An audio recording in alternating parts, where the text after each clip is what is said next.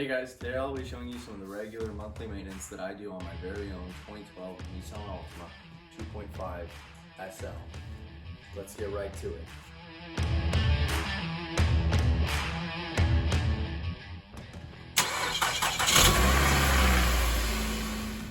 As you guys saw on my list, the first thing to do is to pop the hood and check the battery, so let's do just that.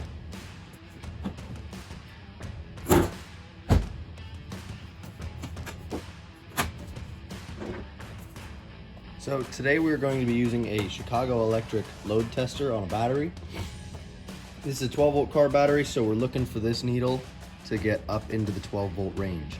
Then we'll flip the switch and hold it for 10 seconds, testing the load of the battery. And when we release it, it should be still above 10 if it's still good. Otherwise, we need to charge it up.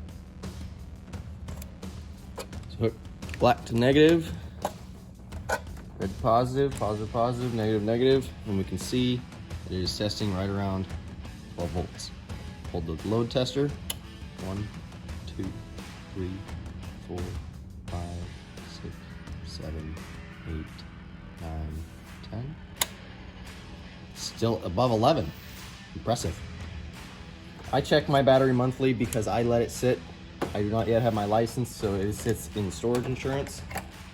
So I check my battery monthly to make sure that it is staying charged and I'm not ruining the battery and having to buy a new one. Let's move on to the next thing. So, if I were in a position where I needed to charge my battery, first thing I would do is I would get this solar battery charger. I would make sure it stays unplugged and that the switch stays to off before I hook anything up to the battery to minimize the risk of electrocution. Now let me show you how it works. So like I said before, I make sure that it is unplugged and that the switch is set to off, which is right in the middle on this one. Then, just like the load tester, I unwrap these, and I hook black, which is negative to negative, and red, which is positive to positive. Then I can go ahead and plug it in, plug the cord into power, and set it to 12 volt low, which is up on this. And you can tell it's charging because if I turn it off, you can see the needle move.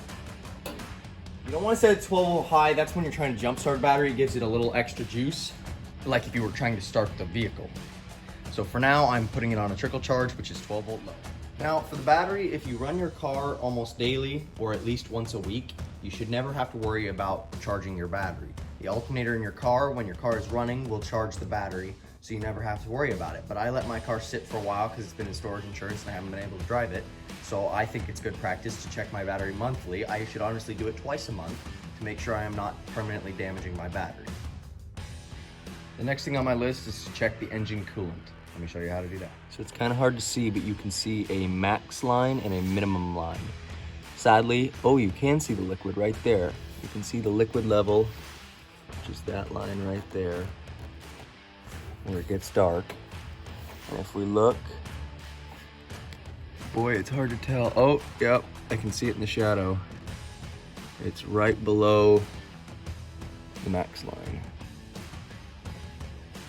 Just above minimum. Perfect. In this video, we are simply doing basic maintenance, so I was only checking to see that there is in fact fluid in the coolant reservoir. Now, on cars that have 50,000 plus miles on them, you want to make sure and check them periodically, more than a car with less than 50,000 miles. So I check mine monthly when I do all my other maintenance. In a further video, I'll go into more depth about coolant, about the mixtures you do and how to use a hydrometer and test strips to measure the acidity and boiling and freezing point of your coolant to make sure you're protecting your engine as much as you should. Now, I know it's not on the list, but since we're right here, and this is the coolant tank right here for reference, you probably can't see it, but I'm also going to check my power steering fluid, which is this reservoir right here. You can see it has a max line here, a fill line here, and a minimum line here. So if it is below the minimum line, you know that you need to get it above that. That is the minimum that it can run at. If it's even below the fill line, you should add some to get it between fill and max. If it's above max, it's probably gonna overflow and leak somewhere. I can see my line is right about there. It's the dark line that shows the liquid in, and it's right below max. So it's right where I want it to be. My power steering system should be working properly. Now, you may have noticed the next thing on the list is window wiper fluid, and that just so happens to be right next to our coolant reservoir. So, here we have some instant windshield cleaner. It is 2010. This is just your basic rain, snow, and sleet repellent. Good for up to negative 25 degrees Fahrenheit. Now this is technically a chemical, so you'd like to spill as little as possible, but it will not hurt any of your engine components if you get a little bit on it. So we're just gonna lightly try to pour this into here. And we're just going until we can see it. This is like a funnel. The reservoir's way down under the coolant reservoir. So we're just gonna fill this up until we can see it. And about there is good.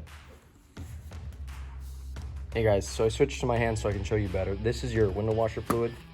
There's the fluid. You can see it's basically just like a funnel, and it runs down way under there. And I know this isn't gonna sound very professional, but I couldn't see anything in here, and I did some research. You can do your own research, and other cars will have different reservoirs, but basically they just say fill it up until you can see it. I mean, once it's close to the top, it's gonna be good enough. So yeah, do what you can for your car. Do your own research before you do it on your car, but that is how I do mine. Now I know the next thing on the list is to check the oil, but I couldn't help but notice my brake fluid reservoir sitting up here feeling all left out. So I thought I would show you guys how to do that as well. And you can see this is up at the top of the car. This right here is the weather lining. It goes under the top of the hood, catches all your pine needles, and your windshield wipers are up here. So it's right up in the front of the engine bay. It sits right here, just like the power steering. You can see it has a max line here. You probably can't see it. There's a minimum line down here. My fluid is honestly like right on the max line, maybe even just above, and that'll work through itself. I mean, it's small as it might be above it. I'm not too worried about it. But if you needed to add some, you would open that. You could even put a funnel in there, just a teeny little bit. It's a very small reservoir.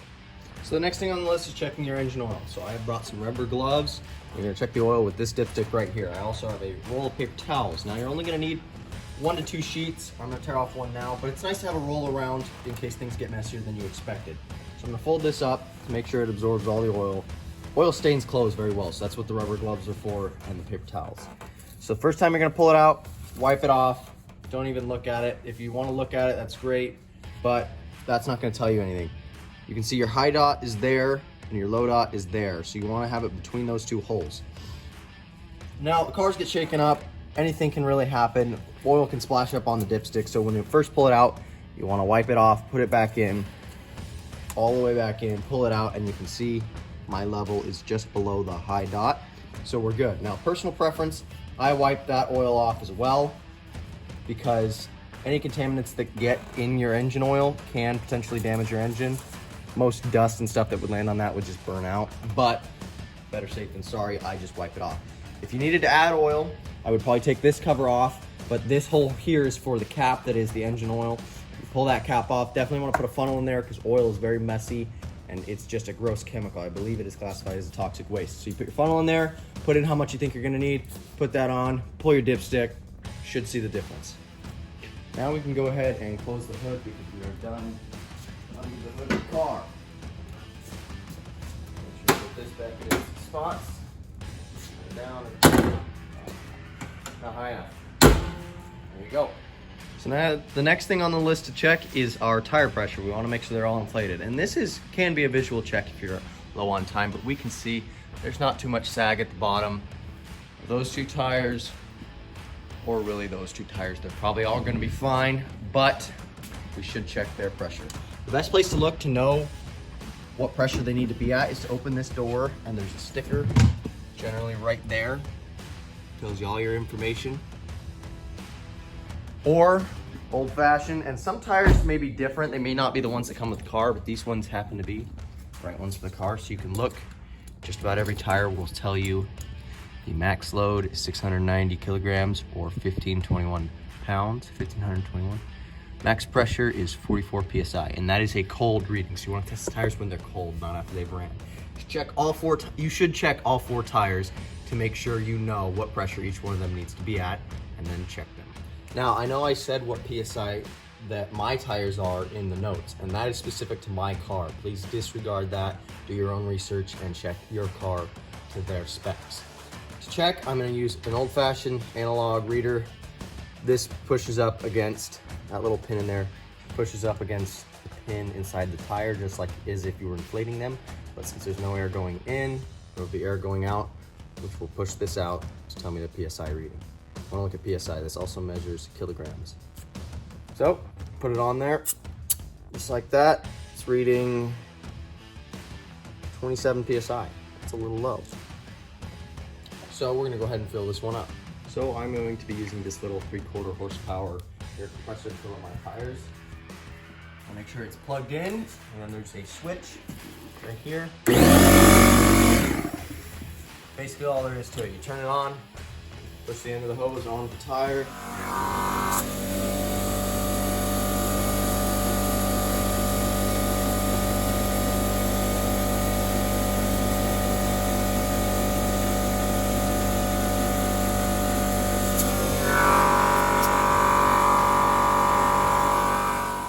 Now that you know how to do that, simply repeat the process with all 4 tires, ensuring that they are all inflated as much as they need to be.